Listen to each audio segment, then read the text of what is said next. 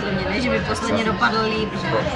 Pozrieme sa na to, ako bývalý hádzanár zvláda sushi.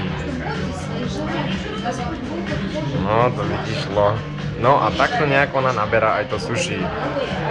Do X.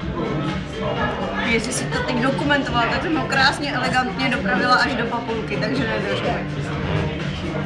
Škoda, že sme sa nepozerali pol hodinu predtým.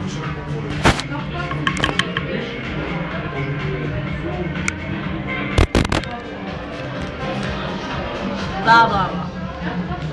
Já se tady s tebou chci podělit, proto si ho dělím na půlky a... Ale ja nepotrebujem sa podeliť, my si to pozrieme zblízka. Nej, to je pro tebe ta půlečka. Davaj, Ďuška. On už je mrtvý, nemusíš ho sledovať. Blbec. Já chci, aby si měl tak. Ja som mal, ja nebudem už. Mám Tak? Tak v tom případě ho dám na jeden dva. Pozrite sa. XXX, to je jak ten film. 3X v Prahe. Blbečku ne. Takže zmeníme štýl a ľahko nám to sklzne do X zase. My sa dnes snad nenajeme.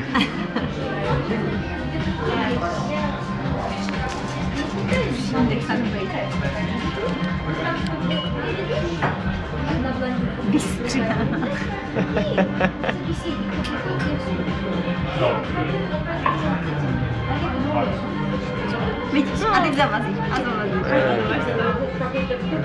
No dávaj, spokojne, pomôžem ti.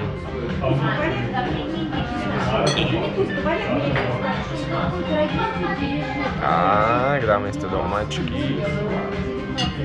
A trafili sme ústa. To je celkom úspech. Škoda, že má ten čierny sveter, inak by ste videli následky dnešného sushi. Právě, že je bílá, víš, takže by to tam bylo vidět. No, ale škoda, že máš čiernu, inak by to tam bolo vidieť. Škoda, že nie je biela napríklad. Ale zase, kdyby byl bílej, tak tam ty zrnička nejsou vidět. Takhle je vidět, že žádná líže neupadla.